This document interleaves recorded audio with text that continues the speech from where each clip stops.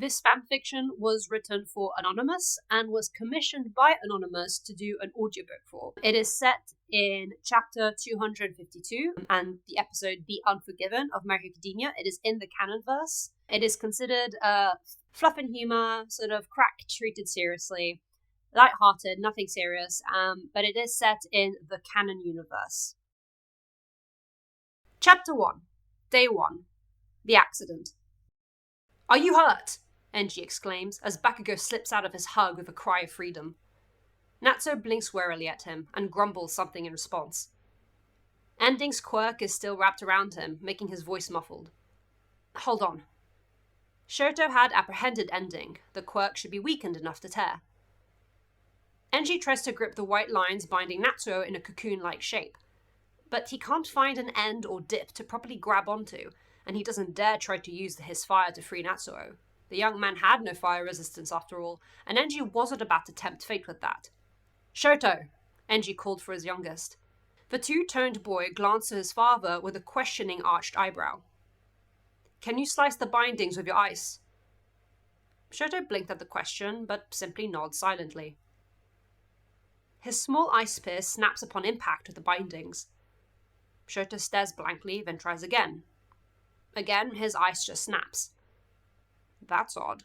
Shoto scowls, confused as to why something so minor is being so difficult. Ending's been cuffed, his quirk shouldn't be active anymore.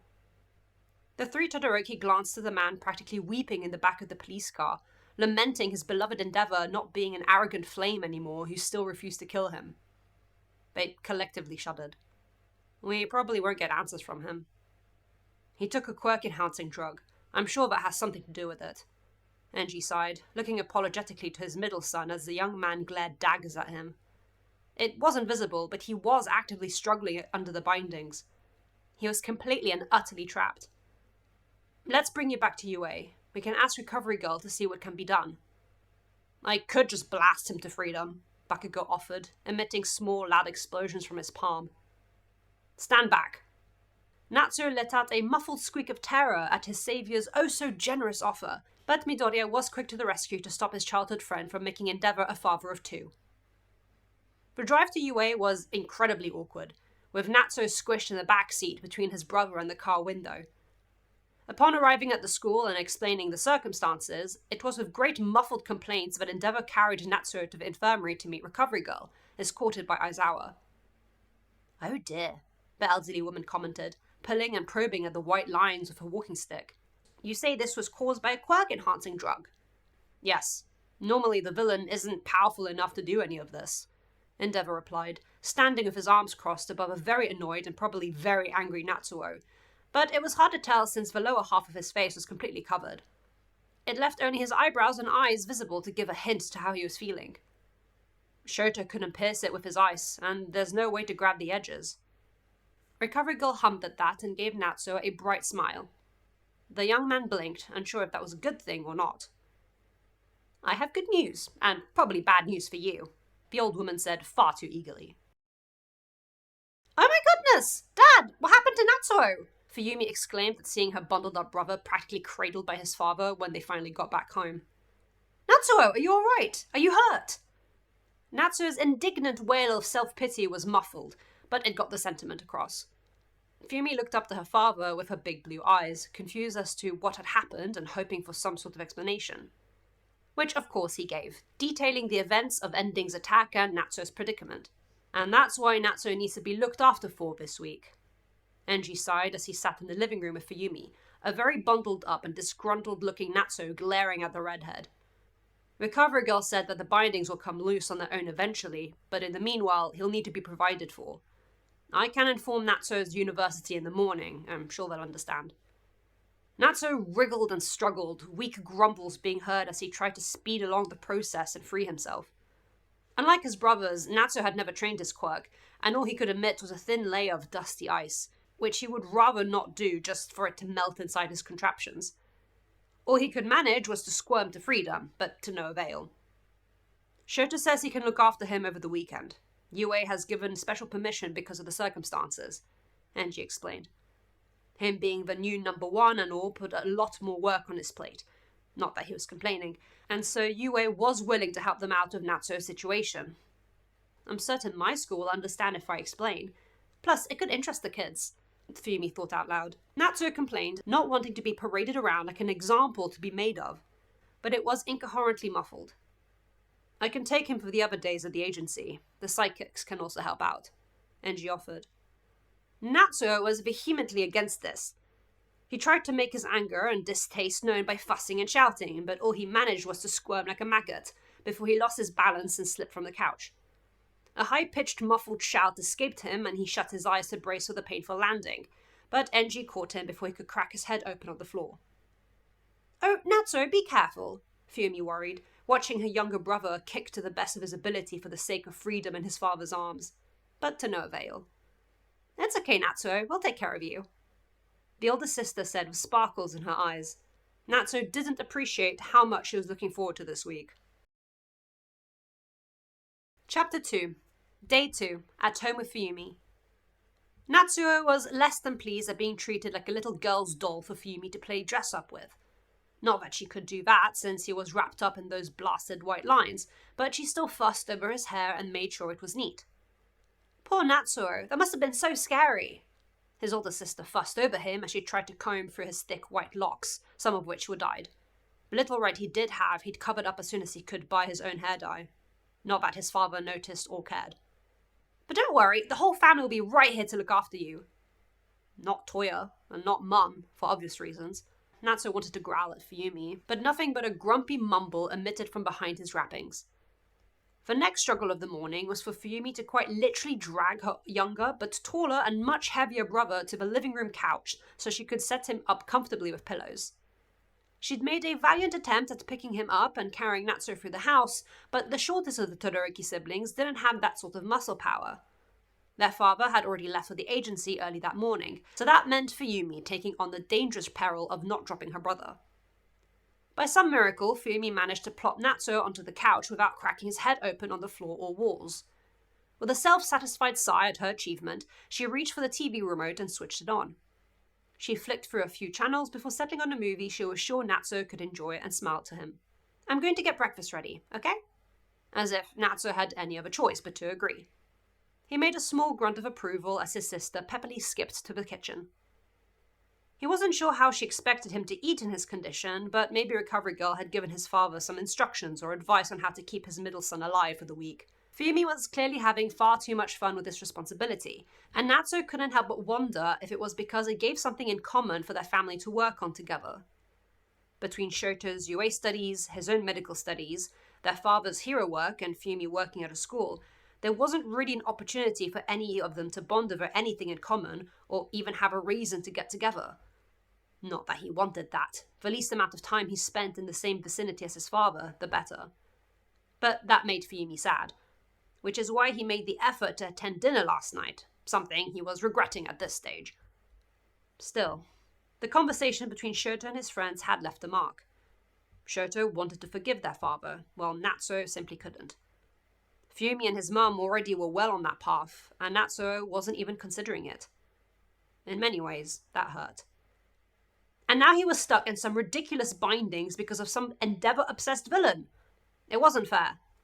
"All right, I'm back," Fuyumi chirped, before stopping herself and looking at her teary-eyed brother.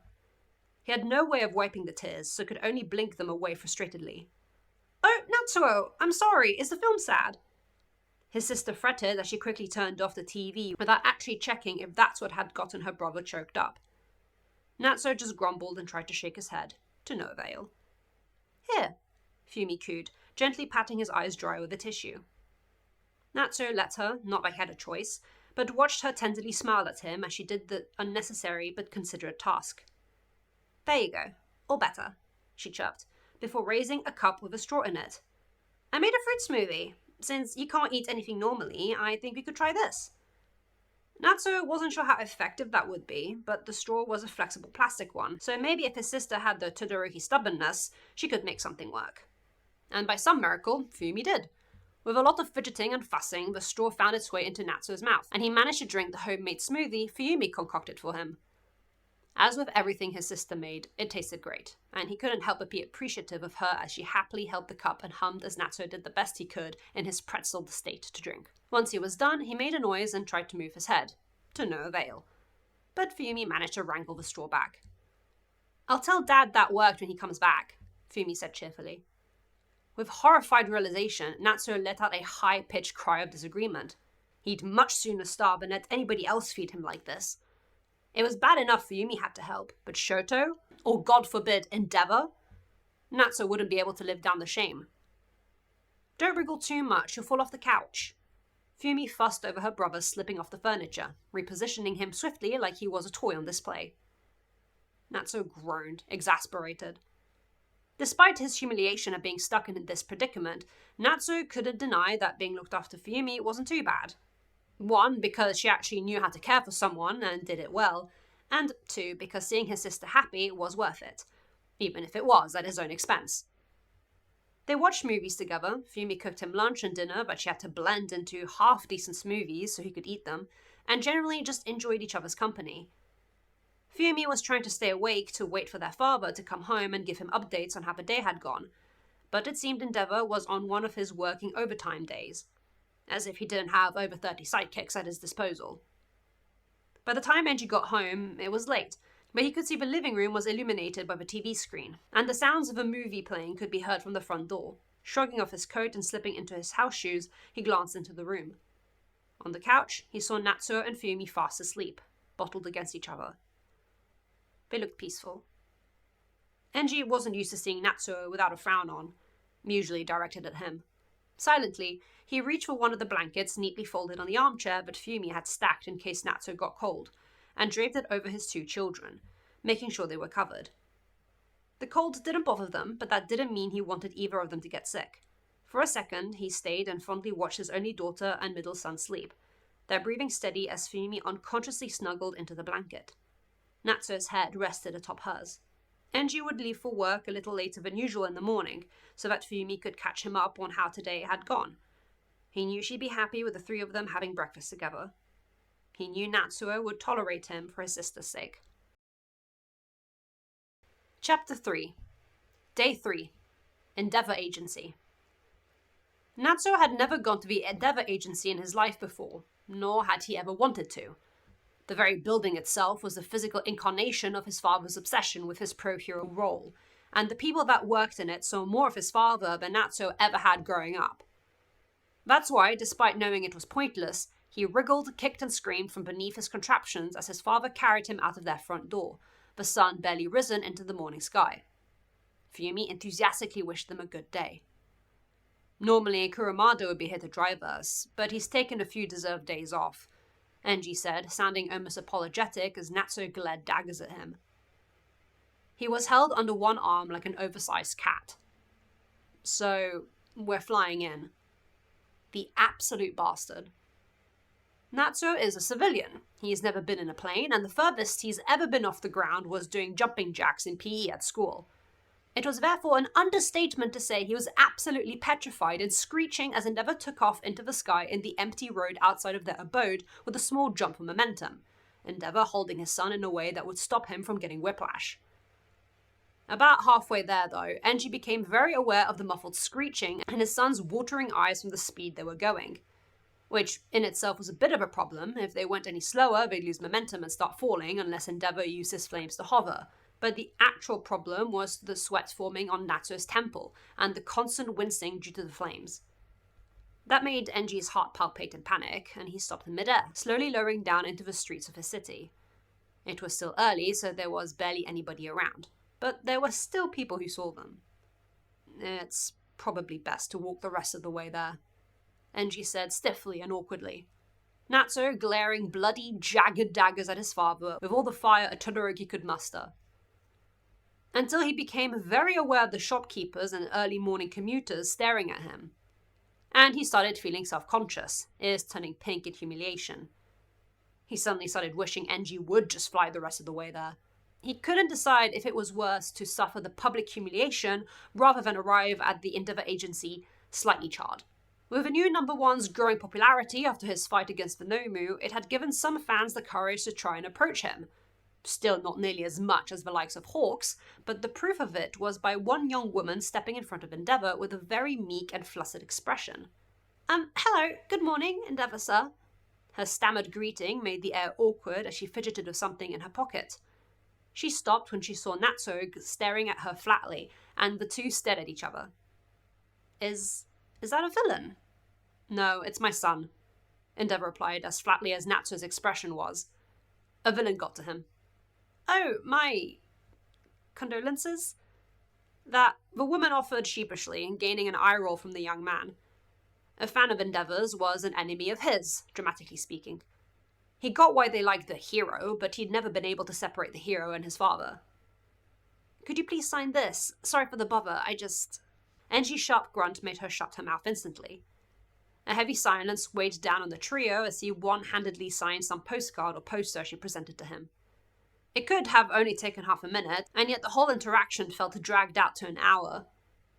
Natsuo became painfully aware of how unsociable his father was with fan service, something he couldn't really fault him for, unlike everything else, considering Natsuo was much the same in that aspect. The woman quickly left after a polite bow and thank you, disappearing down the street to continue with her day. Endeavour excelled through his nose like a bull, but catching the muffled huff and roll of the eyes his son gave him, unimpressed. Yeah, Angie sighed in agreement. Yeah, I know. After what Natsuo could only describe as the worst 10 minutes of his life, Endeavour entered his huge agency and was immediately greeted by his fanfare of flaming psychicers who were already working. Usually their boss would be at work much earlier than now, but they were aware of the situation. Endeavour, being the proactive and efficient pro-hero he was, had already prepared them all for what to expect today. Which meant, "Hey, Todoroki, we're going to be looking after you today," Burnin bombastically proclaimed. Natsuo was getting babysat by his father's sidekicks. Instantly he was thrashing again, but it was barely a wriggling in Enji's arms. I don't think we'll be able to carry him around all day like you can, Endeavour, Onima pondered out loud as Kido inspected the wrappings cocooning the Todoroki-san.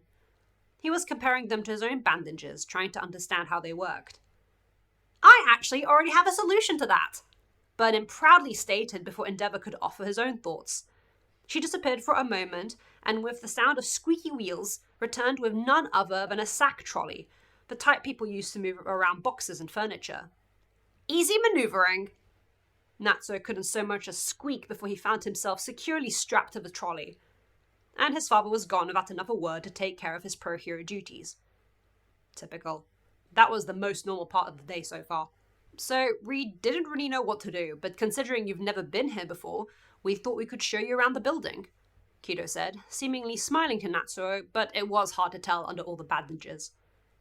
Unlike Natsuo's displeasure, which was very easy to tell from his deep frown. We'll try to make a fun day out of it, okay? Onima grinned with 2 thumbs up. Damn it, Natsuo thought. These guys are nice. All right, let's go, Burnin cheered, Natsuo jolting from the sudden movement of the shorter woman pushing the trolley forward. And he hated to admit it, but the Endeavour agency was very impressive.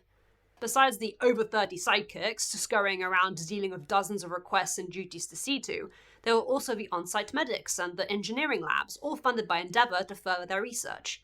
The medics really interested Natsuo considering his studies, something that the sidekicks seemed to know, as they stayed in the medical section longer than the rest. Natsuo clearly listening to the various medics explaining their many, annoyingly positive, experiences working at the agency. Natsuo wondered if his father had asked the sidekicks to keep his interests in mind. That got on his nerves almost as much as being wheeled around the huge building and getting questioning looks from the uninformed staff members. Then we've got the training room, but the boss says that's not really your thing, Onima commented. He never got the chance for it to be his thing. But it wasn't an incorrect statement. The only training he was familiar with was never seeing Shoto and the scent of burning tatami floors. Natsuo had no care for training. We'll show you a new addition to the agency instead. It's still in the works, but it's just about ready to open. Burnin cackled, pushing Natsuo into what looked to be a merch shop, decked wall-to-wall with various Endeavour-themed items. What with your pops becoming #1, there's been a huge demand for merch, so the PR department ordered for this place to be opened up. A stupid idea, Natsuo thought. Not to mention, the merch looked gaudy at best. He didn't care for that sort of stuff, no matter the pro hero, but especially not Endeavor. Lots of this is new on the market. And Kido was placing a blue and red beanie on his head, Endeavor stitched in gold at the front with some flame designs. As if today couldn't get any more humiliating. The scarf, too. Navy blue looks good on you, Todoroki.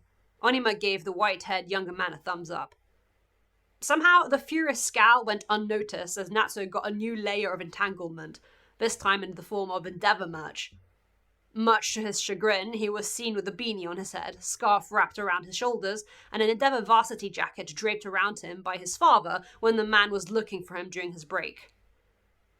Enji blinked at his son decked out in the merch of the hero he hated, as well as his sidekicks, who looked incredibly proud of themselves. Having fun? Enji asked awkwardly, having no idea how to handle this. No, he was not, Natsuo wanted to snarl. I can take him for the afternoon. Hawks and I have some meetings, so I can keep an eye on Natsuo. Things went from bad to worse. Grand. At least his father decided to forego the damn trolley. It was somehow less humiliating to be carried. Unfortunately, he was getting hungry and had no way to vocalize that. Fumi was a perceptive one of the family. The rest, not so much. Upon arriving at Endeavor's enormous office that Natsuo had never seen, he made eye contact with Hawks. It was clear the young man tried not to burst into laughter behind his goofy smile. Hey there, nice to meet you, I'm Hawks. All the number 2 hero got as a reply was a grumble. You're in for an afternoon of boring hero talk. Hope you're ready. Delightful. Natsuo was settled beside his father on the couch, far away enough so he at least had some personal space. And Hawks was across them, both with files of various reports and sheets the 2 top heroes had to go through together because of reasons Natsuo didn't care to remember. Especially not when all he could think about was how hungry he now was. A very loud and embarrassing growl emitting from his stomach interrupted Endeavor and Hawks, both turning to stare at the cocooned young man quizzically. Natsuo could have died of shame. I mean, it is lunchtime, Hawks chuckled. Can't blame you. That's not what he needed to hear. Sorry, I completely lost track of time. Endeavor apologized and went to get a bottle with a straw out from a bag by his desk, something Fumi had packed for Natsuo. If his father thought he was going to feed him, he'd let himself freeze from the inside out first. Maybe I can use my feathers. Then we can continue with the meeting and not deal with awkward silence. Hawks offered with a jerky tone, coming to the rescue of everybody in the room. As much as he was sure this would make for a great bonding moment, the look on both Natsuo and Enji's face showed they were as uncomfortable as each other with the whole feeding situation, for different reasons. 2 birds with 1 stone and all that. Maybe this happy-go-lucky goofball wasn't too bad, Natsuo thought, as Red Feathers swooped up the bottled smoothie concoction and managed to feed Natsuo. It was still a ridiculous sight, but not as bad as it could have been. Once that was done, Natsuo tried to attempt and pay attention to what his father and the winged man were talking about, but Hawks was right. It was really, really boring. Natsuo's university classes were far more thrilling than whatever statistics, reports, and team organizations they were going on about. The dullness of the talk slowly lulled the white-haired boy to sleep. His father's voice was surprisingly soothing when he was calmly talking and not yelling at his mother or Shoto. It made him swiftly doze off into a nap. Without comment, Red Feathers collected the sleeping younger man from the couch and made a small nest underneath him in the corner of the room so he could sleep more peacefully without being disturbed by the meeting. A surprisingly calm end to the day at the Endeavor Agency. Chapter 4. Day 4. Visitor at UA. Thoughts of becoming a pro hero and attempting to get into UA had never even crossed Natsuo's mind. It wasn't until Shoto joined that it was even a topic from his own mouth, asking Fumi if she knew how he was doing. Other than that, he had no interest in the school his father had attended. But this week was all about going with the flow, and that's why they were being collected by Shoto's classroom teacher, Aizawa, to be brought to UA. Fumi fussed with giving the black-haired man instructions before she had to hurry off to her own work.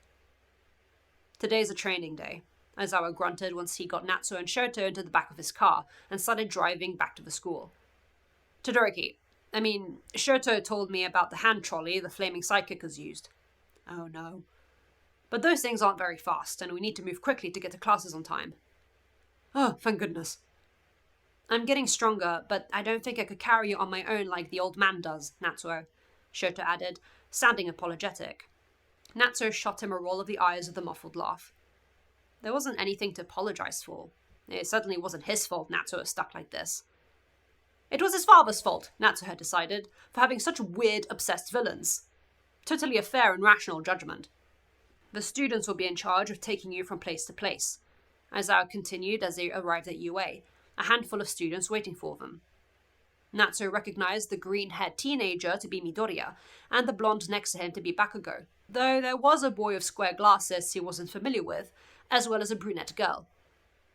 Sorry to make you a prop for a mini-mission of sorts. Natsuo's muffled whatever was good-natured, and while Aizawa couldn't decipher the word he uttered, he could tell it wasn't angry or upset. Natsuo didn't exactly have a choice to whether he wanted to cooperate or not, so he'd just go along with it. Suddenly, it couldn't be as humiliating as the day at the Endeavor Agency had been. Why do we have to babysit? Bakugo grumbled, hands in his pockets. Because you two already know Todoroki's brother, Aizawa responded flatly. Uraraka, if you could, please. Right, the brunette smiled, and with a gentle tap of her fingers, Natsuo suddenly felt weightless. This'll make it easier to bring you with us. Because being dragged around UA like a balloon was so dignified. Whatever, Natsuo is immune to the humiliation at this stage. Ida, the boy with square glasses and one of the class reps, was giving some instructions in Aizawa's stead to the traffic light trio. All Natsuo really cared to catch was they'd take turns making sure the middle Todoroki child wouldn't float off into space, and for Bakugo to stop complaining. Despite his protests, Bakugo was the first to volunteer and bring Natsuo to the training ground where they'd all be today. Natsuo, you've never seen me train before, Shoto said as they walked through the, thankfully, empty UA halls. There was a glint of something akin to shyness in his baby brother's eyes. Maybe their father had ruined the ability to bond growing up, but it was clear Shoto was pleased at the notion of trying to do so now. It's not like at home. You don't mind watching, I hope. As if Natsuo had a choice. But honestly, he did want to see what his brother was up to. Just because training had been denied to him and his father had gatekept the youngest sibling from the other's majority of his life, didn't mean he and Shoto couldn't bond over it in their own way. Even though he didn't care for training at the best of times, Natsuo was still bedazzled at watching Class 1A refining their quirks together. Propped up on the wall with a full view of the grounds, Natsuo's eyes kept bouncing from student to student, be it the explosive Bakugo, the electric Kaminari, or the energetic Mina.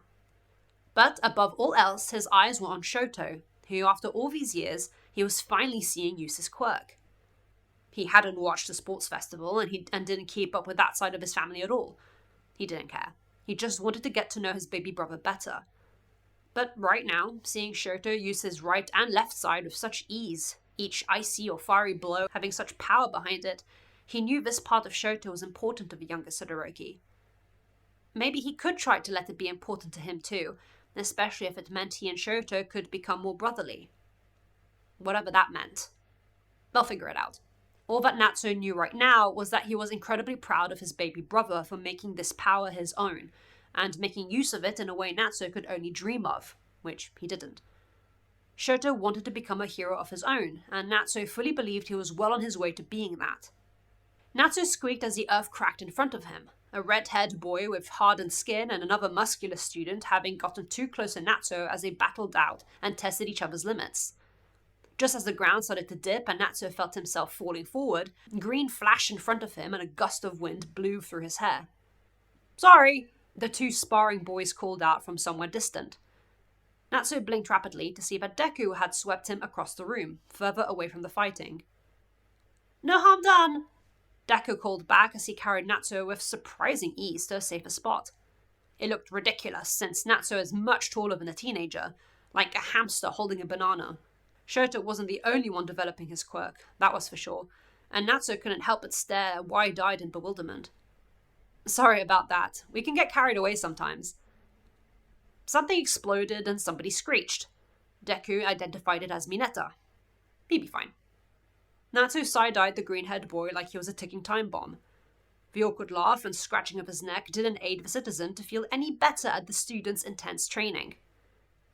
In the distance, Shoto could be seen using his fire against Tokoyami as the two trained to up their stamina. This completely distracted Natsuo from his recent peril, which Deku noticed. "I'm sorry," Deku muttered. Natsuo shot him a confused look. For what I said after dinner, Oh, that. That Shoto was waiting for the chance to forgive their father, because he's kind. Whatever, Natsuo thought. Deku is right. He's not kind like Fuyumi and Shoto and his mother. It's whatever. It doesn't bother him. No point being upset at something that's true. You seem very kind too. Natsuo just stared at the teenager. Did he though? He looks like his father. You're making an effort to be there for Todoroki and your sister when you don't have to.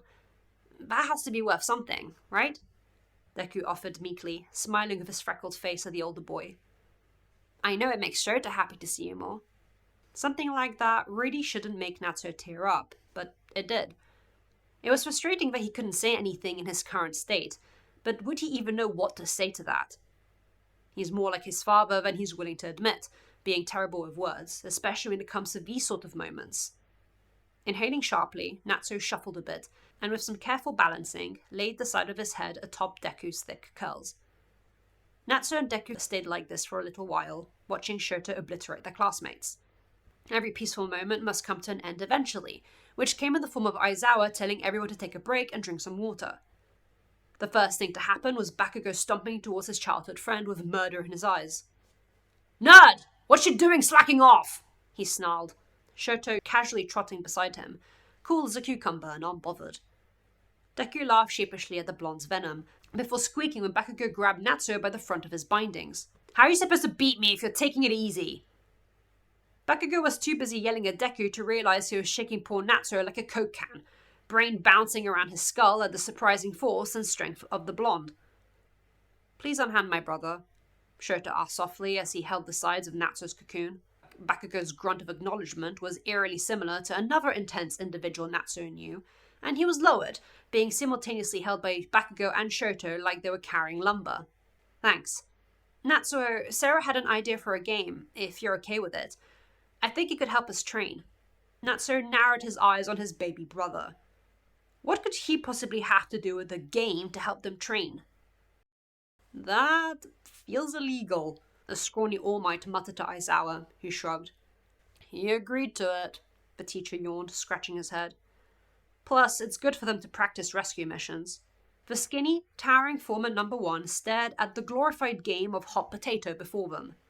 The potato in question being Endeavor's cocooned white-haired son, who was being thrown, caught, and swung about by the students' various quirks, all having a bit too much fun while the citizens' world was spinning and turning. I'm not taking responsibility for anything that happens, All Might uncharacteristically shot at his colleague. He had no desire to be on the receiving end of that conversation with Endeavor, even if the man had cooled off as of late. Nothing's gonna happen. A muffled, high-pitched screech as Natsuo fell from a tall height before being saved just in time by Tsuyu and flung to Shoto, Natsuo still screaming, interrupted Aizawa's argumentation. Nothing's going to happen much. Endeavor was going to set UA on fire. Chapter 5. Day 5. Fuyumi's school. He'd be lying if he said he didn't have fun yesterday, but he couldn't tell if it was worth the whiplash and concussion. Thankfully, nothing extreme had happened, and there was no need to tell Endeavor that his middle son had accidentally been exploded while visiting UA. Shota had smiled when they'd finished their training for the day, and that made the whole situation worth it. After the day he had, being the potato in hot potato at the hands of Class 1A, Natsuo was ready to keel over and accept his fate at the mercy of a bunch of rambunctious little kids, of whom Fuyumi was a teacher. Soon should come the last day before Natsuo could finally be freed from his cursed bindings, but even now the white strips didn't feel any less loose. He really, really hoped Recovery Girl hadn't been mistaken. Natsuo was holding out for his sister's sake and letting her have this shared family bonding moment, but if by the end of tomorrow he wasn't freed, he wasn't sure what he was going to do. For what it was worth, their father had hired a driver for the day, considering Kurumada was still on holiday, so that Fuyumi didn't struggle commuting. She was grateful and verbalized her thanks. Natsuo grumbled and muffled, "That's the bare minimum." Now that he was propped up against the classroom wall with dozens of eyes on him, Natsuo wished that commuting hadn't been so smooth. Damn his practical thinking father. "Alright kids, settle down. This is my brother Natsuo. He got attacked by a villain's Quirk, so I'm looking after him today. Fumi chimed brightly to all the little children. Everybody say hello. Hello, Natsuo, the chorus of young voices greeted, all enamoured by their lovely teacher. Just from the colourful, neat room alone, Natsuo saw Fumi's love and dedication towards her position. Handmade posters and decorations, clean floors and walls, each child's seat with today's work already laid out. It was lively yet calming, Fumi's bright and caring personality shining through. Chipper laughter and chattering echoed through the children as they started their work for the morning, some origami project that Fumi had organised to teach them about hand-eye coordination and to bring something home for their parents. Colourful cards and child-safe scissors with various instructions were strewn around the classroom as Fumi went from each little child to the other, checking up on their progress and making sure they were happy and having fun. She's smiling, with a pink blush and laughter in her voice. A sour part of Natsuo wondered if she was compensating for their home life, specifically with their inability to help Shoto, but a louder, bigger part of Natsuo was just content with seeing his big sister happy. She did so much for them, much more than he ever verbally thanked her for. That made him feel a little guilty. Ow! A shrill, sharp cry emitted from a little girl as she accidentally got a paper cut. Miss Fuyumi! Oh dear. You're alright, we'll just go get that cleaned up at the nurse's office. Fumi kneeled down to be eye level with the child, taking her uninjured hand in hers. Everyone, behave while I'm gone, alright? A resounding, yes, Miss Fuyumi, rang through the room as the woman shot a sweet smile to her tied-up brother before she left the room with her sniffling student. Mice play when the cat is away, and no student is going to turn down the chance to play while their teacher is occupied with something else. But they're still Fuyumi students, so they started messing around after they finished their task. What better way to have fun than mess with the guy caught in a villain's bindings and supposedly the silent supervisor? Natsuo's eye twitched as a young boy started poking him, jabbing him on the side of the knee. Then there was another, and then a girl joined in, and another, and Natsuo was sure he was going to get bruises with how poked he was getting. Poking soon became boring, and the kids tried to pull at the white restraints. He was the villain. Endeavor's your dad. Did he save you? What's your quirk? Why aren't you a pro hero? Are you stuck like this forever? Yes, unfortunately yes. Frost, because, and hopefully not, were Natsuo's mental answers to the bombardment of questions the kids shot at him suddenly. And now a child was pushing a chair up to him and standing on it so that Natsuo's face was in proximity to his grabby hands. Wanna play heroes? Absolutely not. Not only did he need saving in real life, but also in play pretend. Damsel in distress Natsuo grumbled behind his restraints as the boys dressed up in tacky hero costumes. Thankfully, none of them actual pro heroes. Because Natsuo wasn't sure he could deal with a mini Endeavor saving him from a stereotypical villain with a black eye mask and striped top. He'll settle for the red cape hero. Play pretend can become pretty serious business with little kids. Natsuo could see them getting distracted by their made-up scenario and slowly forgetting the damsel in distress they were supposed to be saving. This gave an opening for a different type of play. Two little girls stood on the chair, holding two colourful palettes of children's makeup, pink sparkly eyeshadow included. Wearing Endeavour merch didn't seem so bad anymore. Maybe that was pushing it. I'm so sorry, Natsuo. I didn't think they'd do all this. Fumi sighed apologetically once they got home. They were on the couch again, Fumi using her makeup wipes to rid Natsuo of the explosion of fruit-scented glitter all over his face. To the little girls' credit, they did do a good job. They're usually well behaved. Face makeup-free and feeling refreshed, Natsuo did the best he could to shrug and smile to his sister, which wasn't much. Remembering how he managed his pseudo-hug Izuku, Natsuo shifted on his seat and leaned forward, pressing his forehead against his sister's shoulder. Delicate arms wrapped around his own shoulders as the young woman hugged him back, humming happily. They were both exhausted. Even if not physically demanding, today had been mentally draining. Hence why when Enji got home in time for dinner, he found his two middle children fast asleep on the couch again, Fumi loudly snoring as she was sprawled over the furniture like the exhausted teacher she was. Natsuo blotted against her. Enji could sort out dinner for them three, he thought with a soft smile. Chapter 6. Day 6. Endeavour Agency 2, Electric Boogaloo. Another day at the Endeavour Agency could have been fine and dandy with very little muffled complaining from Natsuo. But no, he was in for another round of humiliation and ridiculing at the hands of the flaming sidekickers. It was annoying that they were so nice, or Natsuo could have found it in himself to hate them about 1% of how much he hated Endeavor, especially when Kido was done strapping Natsuo of his bandages to Endeavor like he was a glorified backpack. Burnin's idea, of course. Who else would come up with such a thought? And she had the audacity to tear up with laughter, wheezing and taking photos. Sorry, Natsuo, his father said apologetically. He'd heard so many, genuine, apologies from his father this week, and none of them helped soothe his sour mood. In fact, him apologizing just made everything worse. We can't afford the manpower to look after you at the agency, so becoming a human backpack was the second best option. Natsuo wished his family had just left him to rot on the couch. Natsuo just grumbled. What was he going to do about it, other than glare at a cackling Burnin who was much too proud of herself? Kido and Onima looked amused as well, but they had the decency to not laugh. Going on patrol strapped to his father's back should have been far more humiliating, but the man had decided to stick to the building tops instead of hanging down in the streets, overlooking the town. Not a view Natsuo was accustomed to, seeing everything from so up high. It made this entire situation durable. The sky was a bright blue with some white clouds dotted about. He could watch people going about their daily lives, and the cars looked like toys. Surprisingly, he didn't feel unsafe. As much as he hated his father, the man is still a formidable pro-hero, and he knew that in the care of the now #1 hero, Natsuo would be fine. Anger bubbled in his stomach as he realized that this was the most care his father had ever given him in his life. But that was short-lived when said father's attention was caught by a sudden shift in the air only someone as experienced and well-versed with his territory could notice, and immediately bounded into action. Due to the way he was wrapped, his breakneck speed wouldn't give Natsuo whiplash, but it still left him slightly winded. For a man so big and broad, he was unbelievably fast, and actually feeling the whipping of air around his cheekbones left Natsuo breathless. He couldn't understand why, with such strength, Endeavor had been so set on beating All Might. From his position strapped to Endeavor's back, there was no way for Natsuo to know what was happening up front, but he could tell by the shocked cries coming from, presumably, villains in the middle of robbing a small convenience store. How original.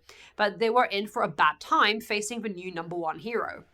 There must have been quite a few opponents, because through the motion blur of Natsuo's untrained vision that he simply couldn't keep up with, he caught Burnin's bright green hair as well as the now familiar figures of Onima and Kido joining the fight, various long-distance quirks shooting at each other but remarkably missing their mark. How is it that hard to hit Endeavor? The man's over 6 foot tall and literally a glowing beacon of fire. If you're going to be a villain in the Flame Hero's territory, at least be a half-decent shooter, Natsuo grumbled. Instant karma was handed to the young man for that thought, because one of the villains got lucky and indeed did hit Endeavor. But unfortunately for Natsuo, that left his father more annoyed than hurt, and also loosened Kido's bandages that were keeping Natsuo from getting intimate with a concrete street floor. "Burnin, look after Natsuo!" His father's voice ordered with a roar as Natsuo found himself flung across the mini-battlefield, only to be caught by the surprisingly strong woman despite her height. "Ah, can't fight with my hands full!" Burnin whined as she easily deflected an attack from a villain, sending her opposition flying. She shot a mischievous grin to Natsuo, who glared. That damn sidekick. "Anima, catch!" "She's doing it on purpose." "Not this again," Natsuo lamented. "First students and now pro-heroes. Natsuo might as well rename himself Potato with how he was getting thrown about this week. If he was still with them, Toy would have made some quip about how he doesn't even have a fire quirk, making a bad ice pun in the process, laughing at Natsuo's expense. Thankfully, by the time he'd done the rounds of being bounced around the sidekicks a couple times, the fight was over and he landed and remained in his father's arms, once more cradled like a baby. The convenience store owners are fine and their stolen goods have been returned. It was hard not to laugh, though the sidekicks made a valiant effort. Seeing their boss holding his young adult son like a small child while trying to give them orders was too silly a sight. The police will be here soon to deal with the aftermath and take in the villains. Looking up at the sky and squinting slightly, Endeavor could tell what time it was by the position of the sun. "I promised my daughter to bring Natsuo back before 7, so I have to get going. Onima, I want the report of this on my desk by morning." "Yes, sir." Natsuo's eyes were still rolling in his skull by the time they got into Kuramada's car, freshly cleaned and washed after his week-long holiday, and it was a small mercy that he didn't throw up in the back of the car. Toya had been nausea-prone, if Natsuo remembered correctly. Maybe that's something he shared. Or maybe it was being thrown about like a hot potato that did that. He couldn't be too mad, though. Fumi had a blast being retold the story once it was assured Natsuo hadn't been injured, and he still had the lovely memory of seeing the city from so high up. If he stopped lying to himself for a moment, he might even be able to admit he was happy seeing Fumi laugh and giggling as Enji retold today's events, a small, rare smile putting in his father's mouth at seeing his daughter's happy blush. That he and his father shared. Chapter 7, Day 7, Rei and the Ending. Much to his annoyance, the supposed final day of his entrapment within Ending's Quirk had arrived with no such desired freedom. He could wriggle a little more than usual, but it was clear from the moment he woke up that they'd only fully loosen by the end of the day. Being a weekend, that should have been fine. Natsuo could have just waited out the day at home with Fumi. But today, they had made the plan to go visit their mother, Rei, at the hospital with Shoto. And because of the group visit, they couldn't reschedule. Rei was, of course, aware of what had happened to Natsuo, as Shoto updated her regularly via letters. It was almost worth the entire hassle that had been this week when Kurumada dropped them at their mother's door, and Rei's face lit up with barely restrained giggles at her son's situation. As soon as the door was shut and it was just her and her remaining children, Rei couldn't contain herself and let out muffled laughter between her hands, amused tears threatening to shed at the corner of her eyes. "Sorry, I'm so sorry," she wheezed softly, shoulders shaking as she desperately tried to not laugh at the state of her son. This, Natsuo could tolerate. "Poor Natsuo, Shota's been telling me everyone has been looking after you this week." His mother smiled at him as she wiped her tears, her face a delicate pink colour as she reached out to brush Natsuo's hair out of his face, what little wasn't wrapped up in the quirk. Natsuo groaned, expression flattening with the roll of his eyes. "They sure had." "Come, place him on the bed." She instructed Shoto and Fumi, who were holding their brother upright. Rei sat on her quaint hospital bed, and with careful movements, Fumi and Shoto let Natsuo down, mostly held up by the bed, but also cradled by his mother. This wasn't too bad. Natsuo can't remember the last time he'd been held by his mother, if ever. Another bitter thought wriggled into his mind as he realized this whole situation was the first time he'd ever gotten direct affection from either of his parents. All he remembered of his mother was her chasing after Shoto and his father, or crying. He hadn't even been able to see her for a decade, considering he looked so much like the man she'd been afraid of. It's why he didn't understand how she could be willing to forgive him. "There we go," Rei smiled at her middle child. "Last I held you like this, you must have been a baby. You know, out of all of you, Natsuo was the biggest," she said fondly, remembering the chunky newborn she brought home, toddler Fumi instantly fussing over her new baby brother. Fumi giggled as she sat across from her mother, Shoto pulling a chair beside her. Despite him not smiling, his face was soft, a tender look on his scarred face that contrasted Natsuo's slightly embarrassed one. Despite this, Natsuo was fine indulging Rei's mothering, even going so far as to let her feed him with one of Fumi's smoothies. Food wasn't usually permitted into the hospital room, but considering Natsuo's ordeal, the nurses had agreed to make this an exception. It seemed to make Rei really happy to be able to do this small act of service, as if she was reliving a good memory of when her children were small. The fond, soft smile on his mother's face was enough to make Natsuo docile and not complain. Fumi and Shoto retold the various events of the week, although Fumi did most of the talking as she also knew what had happened on the days Natsuo had been babysat by the Endeavour Agency. Rei couldn't hold back her laughter at the two separate instances of Natsuo being thrown around like a hot potato. Even Shoto's lips pulled into a smile at the thought of the flaming sidekickers flinging his older brother and being used as a backpack by Endeavour. It was impossible to not be a little amused. "Speaking of Dad," Fumi started, testing the waters. When her mother's sweet expression didn't change, Fumi felt confident to continue. "He suggested that he builds us a new house to welcome you in once you're let out of here." The words lingered in the air for a moment, Natsuo's expression darkening. It was infuriating that their father was willing to build them a whole new house to be unburdened by the bitter memories of their childhood house. "We spoke about it," Shoto piped up. "With Natsuo. Sort of." Natsuo hadn't been able to contribute much to the conversation, for obvious reasons. "We think it's a good idea." Shoto's mismatching eyes lingered on his sister, who had a slight saddened expression. Fumi's worried. She stammered, cupping her own face with her cold hands. I wanted us to be a family. The muttered out words made Natsuo sigh under his bindings. They'd never be a family. Toya wasn't here. It didn't matter how much their father atoned and changed, there would always be bitterness between all of them. I'm alright with it. Ray's voice cut through the tensing atmosphere, her children's eyes on her. 2 houses doesn't mean we can't visit each other. Plus, she paused, brown-grey eyes lingering on the fresh blue flowers on her windowsill. It shows he's considerate of how I might be feeling. I wouldn't mind a fresh start in a new house without the heavy memories. The white-haired woman smiled at Natsuo. And you'll be able to visit without dragging your feet. Natsuo grumbled with an eye roll. Fuyumi's saddened expression smoothed into a slightly reassured one, Shoto's soft smile remaining. A second house wouldn't be too bad. If anything, it would give them options and the freedom to decide where to stay. Despite everything, Shoto still liked his room at his childhood house, not to mention the outside garden with the koi pond was beautiful. He'd definitely miss it. And Fuyumi had worked so hard to make the house feel like home, and to some extent she had managed that. Neither Natsuo nor Shoto could function without at least a bonsai tree in their room.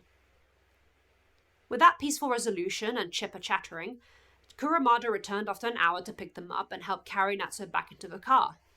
Ray waved them off from her bedroom window, smiling sweetly and looking forward to their next visit, which Fuyumi promised would be soon.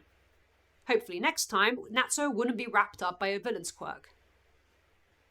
Even as they got home, though, with Shoto staying for dinner before he was escorted back to UA by Kurumada and his father, Natsuo was still entangled in his bindings, and he was getting really sick and tired of it.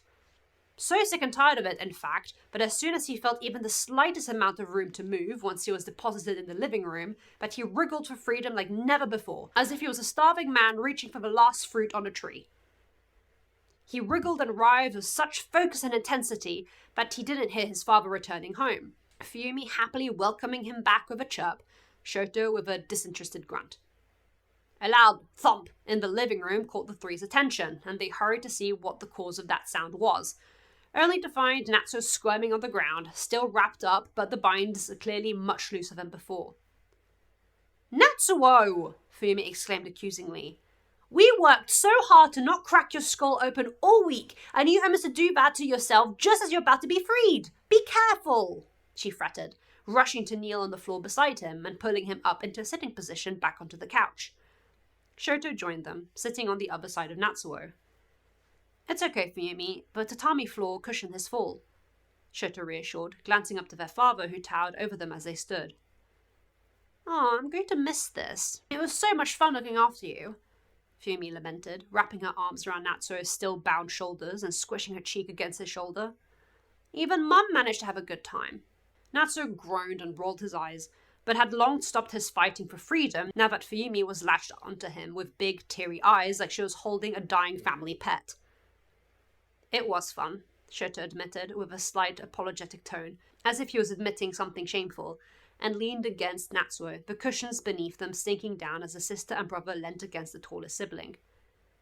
Mismatching eyes glanced at their red-headed father standing awkwardly before them, not having said a word. Right, old man? Enji blinked and looked to Natsuo, the latter glaring at him. Enji rubbed his jaw and grunted, his cheeks a tinge darker being the closest his family had ever seen him to blushing. From the corner of his grey-brown eye, Shoto saw the look of longing on his sister's face, and internally sighed. Doing something he never thought he would, he grabbed his father's sleeve and harshly pulled, the sudden movements making the wall muscle of a man almost trip forward, not quite, but almost landing on his children if he hadn't caught himself on the back of the couch. Fuyumi squealed and took the rare opening to hug her father with one arm, barely reaching around his shoulder, while Shoto made sure the man stayed put.